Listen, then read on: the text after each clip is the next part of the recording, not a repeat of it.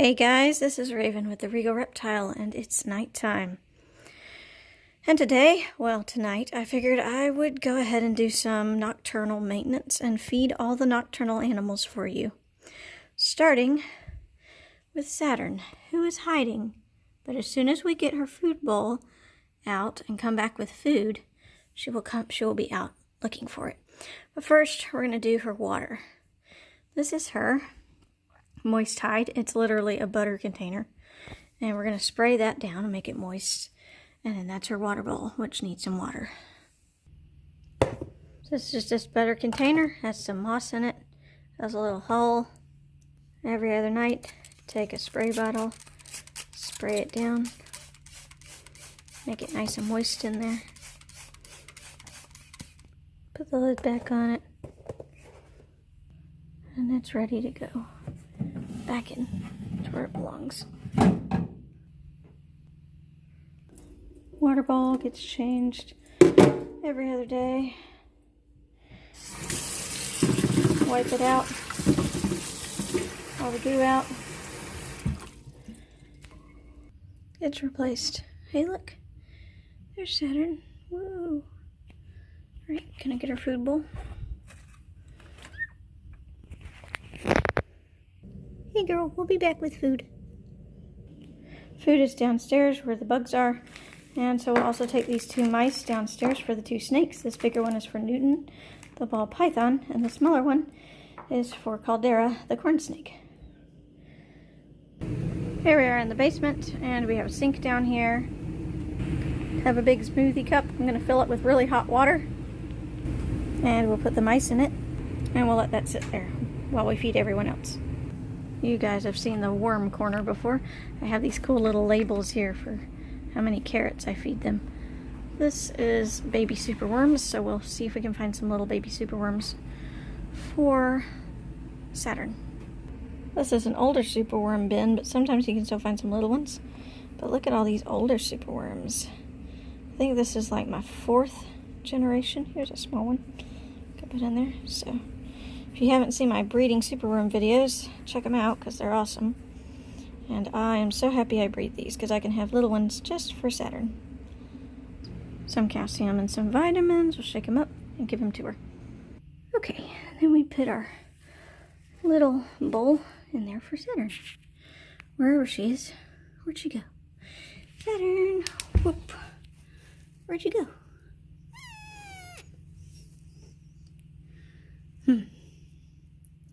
Anyway, there's more to feed. Oh wait, here she comes. Are you going to go find your food? Food? Hey, it's over here.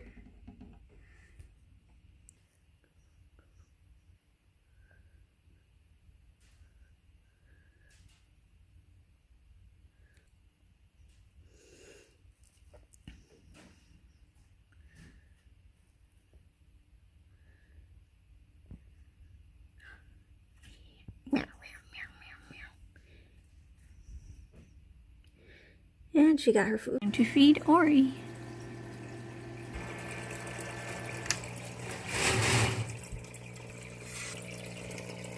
Hello, Ori. Boop. Gonna look up for us?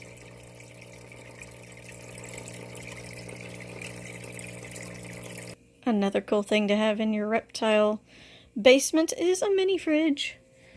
Has lots of things in it, like worms. Keep those night crawlers cool. Worms. Look, Ori, there are worms. Here we go. Boop, boop, boop, boop, boop, boop, boop, boop, boop, boop, boop, boop. Do you want a worm? Oh, that's a leaf. There you go. Worm, worm, worm, worm, worm, worm, worm, worm, worm. No? Let's try again. Worm, worm, worm, worm. There you go. Yum, yum, yum. There she goes. Can you handle it? Yay! Uh-oh. Don't spit it out. Try to get it again. Can you do it?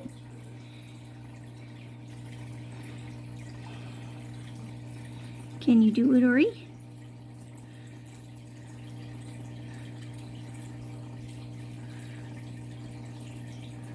Oh, so close. Do you want me to get it with the tongs again to help you?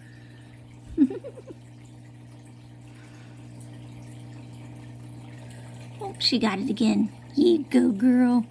I knew you could do it. I knew you could do it.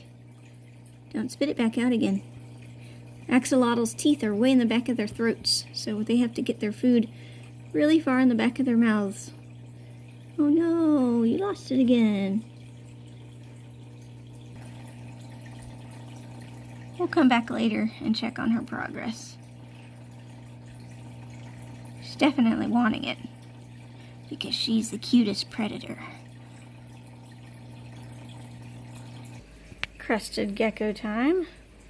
Except I do not see the crested gecko. The first thing we need to do is mist the tank. It would be so cool if the cresty was here, but he's not. There's some poop over there.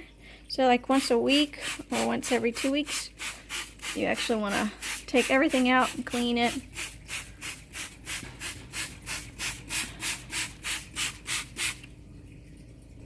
Cresties will drink all these water droplets on the leaves. Also, I have a feeding ledge instead of putting food on the floor. And I have a really cool temperature and humidity gauge. This humidity is here and the temperature is here, and humidity will go up soon. It's magnetic, so it sticks to the magnetic feeding ledge. Did you get the worm? I don't see him anywhere. Your gills are nice and pink now. I bet you got him. I bet you did. You're so cute. I can't with your cuteness. Oh, I see axolotl poop way back there. Let's get rid of it. Almost got it. Got all the poop up. That's why turkey basters are awesome, and you can just suck up the poop. Alright, back to the crested gecko. So you want to rinse out your bowl, your little food bowl, and if there's crud in there that you just can't get to, you can use a little cheap toothbrush to get in there. Another thing I keep in the mini fridge is gecko food, like Zoomed and Pangea. So we're going to feed some Pangea. So I have this little scooper. I'm going to fill it halfway with Pangea. This is Pangea watermelon. Yum. So in the wild, crested geckos eat old, kind of gooey, rotting fruit, or soft fruit. So that's what we're going to mimic here. And then we're going to add like a 1-to-1 or a 1-to-2 ratio of water and powder. And we're going to mix it up till it makes kind of a paste. I might have added a little bit too much water, but it helps the fragrance travel for the gecko to smell, and the gecko uses his tongue to lick it. He can also lick it off your fingers. The reason we made so much is because Mars is huge now, so whenever he comes out, I will show him to you guys. So let's put this in the gecko enclosure. Now the gecko has food. And now it's time for everyone's favorite part of the night, the snake feeding. Check to see if they're nice and thaw. Oh yeah. Oh yeah. That one's good. Yeah. Alright. We'll start with the corn snake. Now she's in blue, which normally you don't want to feed them when they're in blue, but it usually triggers her to shed, and I've never had any problems with it. Also, this is a pretty small mouse. So we're going to try to find her. Maybe she's under her water bowl. I'm going to check there. I do see her over there. She may or may not be interested in this mouse. We will give it a try. Caldera, do you want a mouse?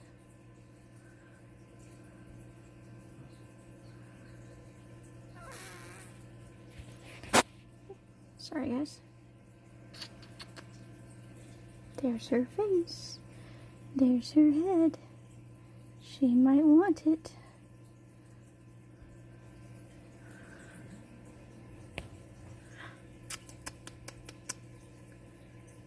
You want it?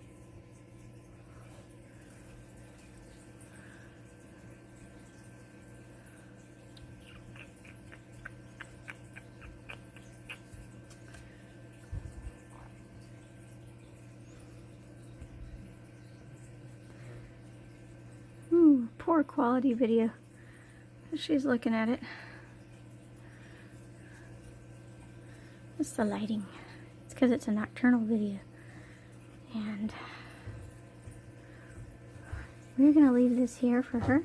See if she wants to try and eat it. We'll go down to Newton now. Quick word about feeding a mouse to snakes in blue or about ready to shed. If you feed a large mouse to a snake that's about ready to shed and they shed while the meal is still inside of them, it can cause problems because there's a big lump in the snake. So it can actually cause them to suffocate. So just be incredibly careful, really careful, and know what you're doing. That's why I'm feeding her now, because I've done it several times, and it's also a very small meal, a pretty small meal for her. So just be very careful. I would actually recommend against it, again, unless you know your snake. So, now for Newton. Unlike corn snakes, ball pythons have heat pits on their face. So you want to make sure the mouse is nice and warm in order for him to think there's a mouse. Woo-hoo-hoo-hoo-hoo. There he goes. That was Newton. Newton is very food motivated, which is why I was like, can I record this while he's eating? That was a little scary. But look at his pattern, y'all. He just got done shedding. And he's gorgeous. So he sensed that mouse. He wasn't really looking, and he struck, and he got that mouse dead on. And that's why you want tongs, because that could have been your fingers.